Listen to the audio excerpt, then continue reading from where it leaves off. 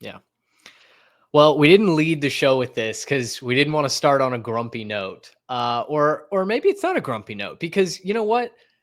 Our third lesson is that the regular season being devalued crowd, I think they've been exposed as just tired and flat out wrong. Now there's a couple of semantics to this, and I was doing some research. I was trying to gauge the national perception of that take because before we got to the 12 team playoff, as we were queuing this up, as we saw it coming down the pipe, you had a lot of people saying it's going to ruin the sport, right? None of the regular season is going to mean anything.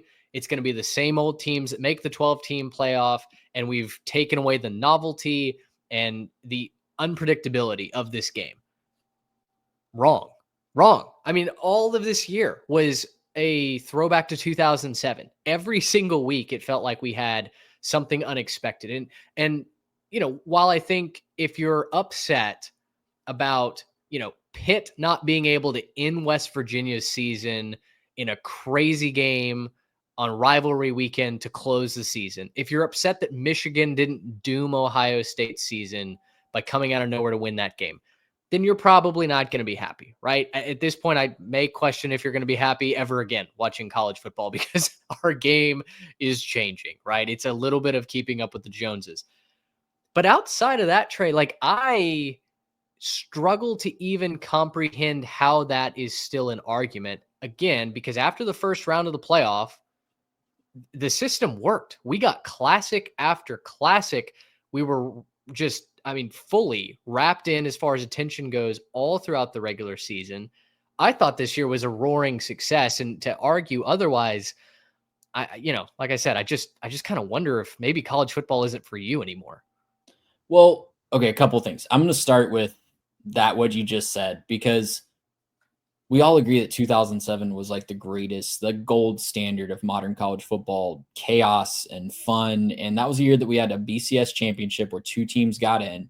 You mentioned the Pitt over West Virginia upset. Who did that let into the championship, Mitch? Do you remember? Oh, I don't was that wasn't 2-loss LSU, was it? It was 2-loss LSU. Yeah. So all the people that want to hold up 2007 as the gold standard, the national champion in that year had 2 losses before any conference championship game or BCS championship game scenario. So we've always had this as a possibility, but now with the expanded playoff, the regular season still has value. You can't go around, just ask Alabama when they lost to a 6-loss Oklahoma team, just ask South Carolina when they had LSU dead to rights and then blew that game, right? Mm-hmm. Ole Miss against Kentucky. Like you can, it's not going to be the situation where number 3 loses a game late in the season. They're 100% out of contention, like you said, but each game still matters.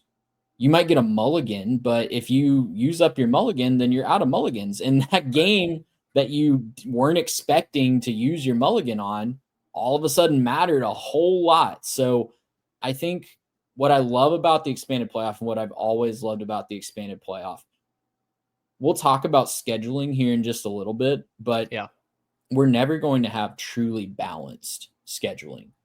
There were years that Clemson went 14-0 and got up for the semifinals and championship, but they might have had 2 losses in the SEC those years. Like 2015, 2016 SEC, when Mississippi State was up with Dak Prescott, Ole Miss was getting going, all the typical powers were doing typical power things, right? I don't think that they run the table in the SEC those years, even with all the talent that they had. But when you get a 12-team expanded playoff, we don't have to have these hypothetical arguments. We're settling it on the field. And the regular season should matter, but you also shouldn't be able to schedule your way to an undefeated season from a lesser conference and just get benefit of the doubt to be thrown into a 4-team field. If you went undefeated, I think you should have been in and you could have earned your right. But now we're not going to leave any teams out that have a legitimate claim. And the regular season still matters. If you lost 3 games, you used all your mulligans and you still lost a game, you were left out. And I think that argument would have had a lot more validity to it if an Alabama, if an Ole Miss, if a South Carolina got in this year. But I thought the committee, I still do think, even with the first round blowouts, I think the committee did a great job of making the regular season matter and punishing teams that use too many mulligans. And, I'll say this too. We talk about a lot of different elements of this season and say, well, it's just been 1 year expansion, right? Or trying to shrink the game back down to four playoff teams. It's just been one season. You can't use one data point to extrapolate and say this is truth, right? So we also can't say that there won't be a year where the 12-team format maybe quote unquote fails the sport, where a 3-loss Alabama or 3-loss Ole Miss with some terrible losses gets in because of the way that the seeding works or the way that the rest of the league broke down. But I think to your point, it's not, if that happens, it's not mutually exclusive to the expanded playoff era. We had teams like a 2-loss LSU that I remember the talk before that national championship game. Alabama's going to roll LSU. This isn't even going to be competitive. And yet LSU found a way to come out on top, right? Oklahoma. Against Oklahoma. My bad. Oklahoma. Yeah, you got it. But so, yeah, my point is, for every nitpick that you want to say, there's another case to be made, right? I mean, you can argue the other end of things till we're blue in the face.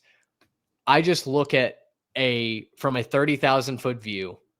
I decided to enjoy this season for all the faults and the little hiccups that we had along the way. Just some of the games, Trey, some of the games that we enjoyed late in the season where people in the anti-expansionist camp said the end of the season, not going to mean anything, right? Not really going to matter nearly as much. Week 10, South Carolina over number 10, Texas A&M. Texas Tech over number 11, Iowa State. Houston over number 17, Kansas State. SMU over number 18, Pitt. Week 11, Alabama beats LSU. Army keeps it rolling. They're alive for the college football playoff. Colorado beats Texas Tech, right? Week 12, Arizona State, unranked by week 12 over Kansas State, who's 16th. South Carolina wins again over Missouri. You go week 13, week 14, we still had big matchups. And with all the hype that came with that, I never heard anybody complaining that, this would be better if we were back to a 4-team playoff. You had more fan bases completely locked in. You had more playoff scenarios than we've ever had before. It replicated the professional league, right? It replicated an MLB pennant chase, playoff wild card push in the NFL. It was exciting, not just if your team was in it, but also just as a third-party bystander going, man, this is kind of awesome. Like all the storylines that we get to deal with. So, that was a Twitter thread that went out, I think during the national championship, maybe. And I responded saying, you know what, I just chose this year to enjoy from 30,000 feet and took in a wonderful college football season. And it seemed like a lot of people agreed with us on that. Yeah. And I think above all else, it gives coaches, it gives teams, it gives programs the chance to develop over the course of a year. You're not going to get sunk by a loss in September. And even if you grow and you're playing your best football at the end of the year, you're probably still going to have a chance, right? You're going to be playing for something at the end of the year. So there's more games that truly matter. There's more games that, from a standpoint, I'm also the belief that college football is about more than just the national championship. I think that conference championships are cool. I think winning a bowl game is cool. I think being a team that has struggled to make a bowl game and making a bowl game is cool. I think getting from the 6-win plateau to the 8-win plateau is cool. There's so many storylines and so many different facets to the college football regular season that it's never not going to matter. It's so unique in that way that it's never not going to matter. And yeah, to say that we've devalued it after 1 year is just lazy at this point. Yeah. Last two things I had on this, and then we'll move on. 2024 Darlings, Boise State, Arizona State.